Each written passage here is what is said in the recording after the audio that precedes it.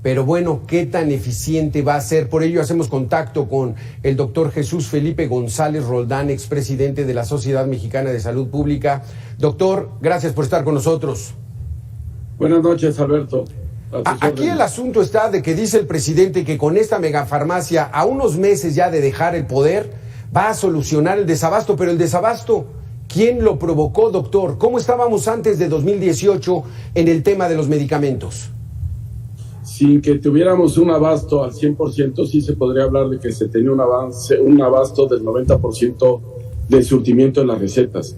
Hoy los datos que se tienen en el OCAMIS, que es un observatorio ciudadano de acceso a medicamentos en las instituciones de salud, encontramos que el surtimiento de recetas es alrededor del 65%.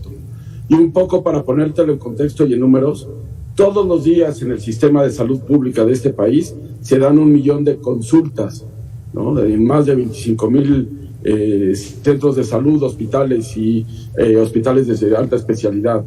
Si tú pones en promedio, viéndonos cortos, 2 medicamentos por cada consulta o hasta 3 medicamentos, estás hablando que el volumen son del surtimiento de 2 o 3 millones de recetas día, ¿no? Lo cual te hablaría de 60, 90 millones de surtimiento de recetas mensuales.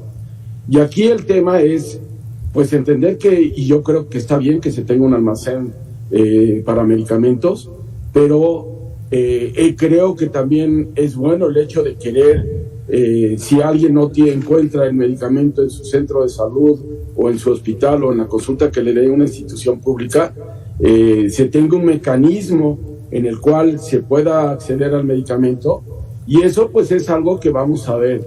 El problema fundamental en lo que estamos viendo es que hay medicamentos que no se ha garantizado el abasto de medicamentos en el país, como pueden ser antibióticos, como puede ser insulina, como puede ser también el hecho de las vacunas. Hoy tenemos un rezago importante en vacunación infantil. Ya vimos que también hay un rezago en vacunación de influenza al momento y un rezago en vacunación anti-COVID como tal. Entonces, creo que aquí hay que dejarlo en la perspectiva clara y real. Es un centro de almacenamiento que lo que esperemos es que no se les caduquen los medicamentos en ese centro de almacenamiento o se tengan los mecanismos de sustitución o de movimiento de medicamentos que estén por caducar, porque pues tampoco lo que se pretendería es que de repente se empiecen a dar medicamentos que están pues ya casi por caducar como tal, ¿no? Pero antes no se requería de un gran almacén centralizado en el Valle de México. ¿Cómo era la distribución, doctor Felipe? ¿Por qué había medicamentos en Los Cabos, en Mérida, en Nuevo León?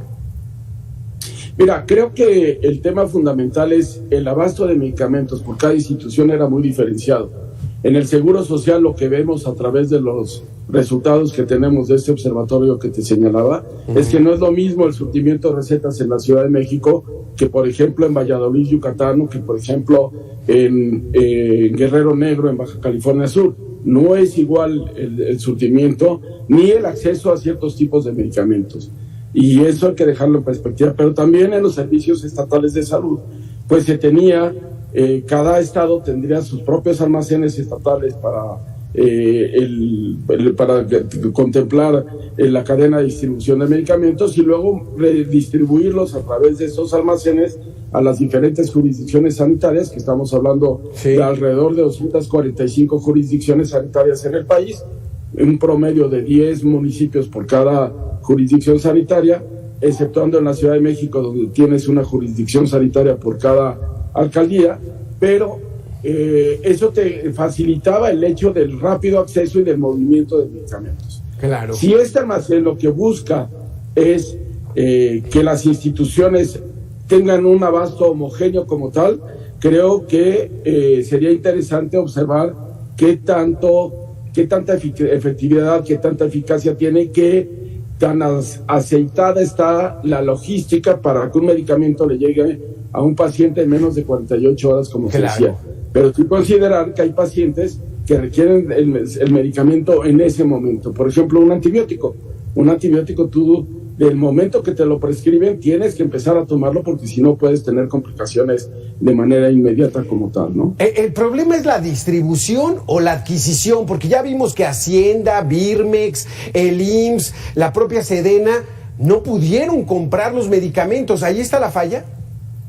Es que estás hablando de dos procesos diferenciados y lo que hemos visto en esta administración es que ha habido varios intentos loables en términos de tener o acceder a los medicamentos, pero que han fallado. Recordarás que de manera inicial la responsabilidad era de la Secretaría de Hacienda a través de la Oficialía Mayor, posteriormente pasó al INSABI, posteriormente se vio en la UNOPS, luego cada institución regresó al esquema de compras centralizadas, sobre todo quien mejor tenía consolidado este proceso era el Seguro Social, y ahora lo que ves es un tema de un almacén de medicamentos que aquí lo que hay que ver, y hay un acuerdo reciente que le transmite la responsabilidad en términos de la compra de medicamentos a Birmex.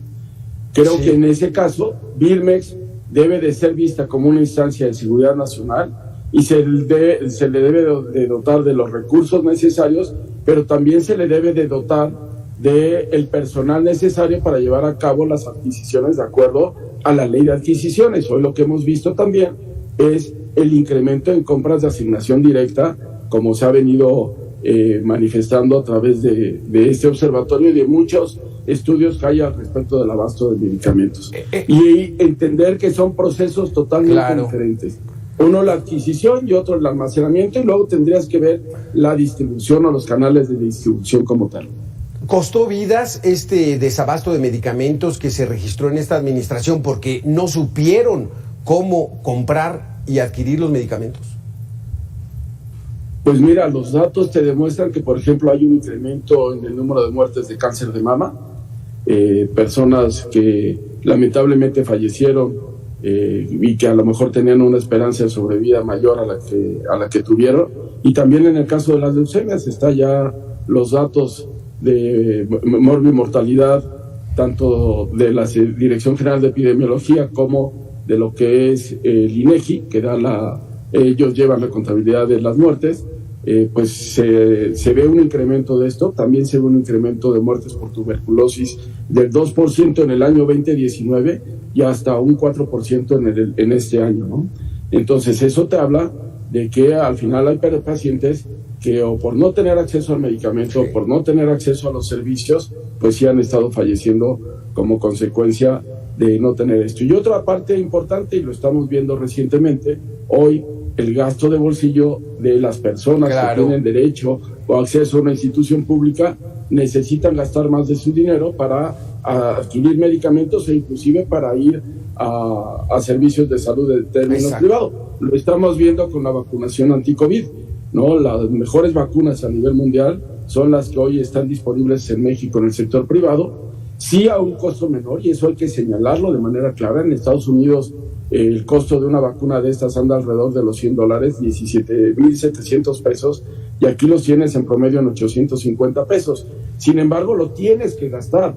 Y hoy el avance en la vacunación anti-COVID por parte del sector público, pues anda alrededor de un 18%, cuando tendrías que andar sobre el 100%, y un 18% de solo 20 millones de dosis que tienen de vacuna Abdala o Sputnik, ¿no? Mientras que las necesidades son mayores a estas. Aquí el gran ganador, y eso que lo critican mucho de los neoliberalismo, es las farmacias privadas, los consultorios que están en las farmacias, porque el sector público ha quedado mucho a deber. Doctor Jesús Felipe González, muchísimas gracias por haber estado con nosotros. Feliz año, feliz 2024.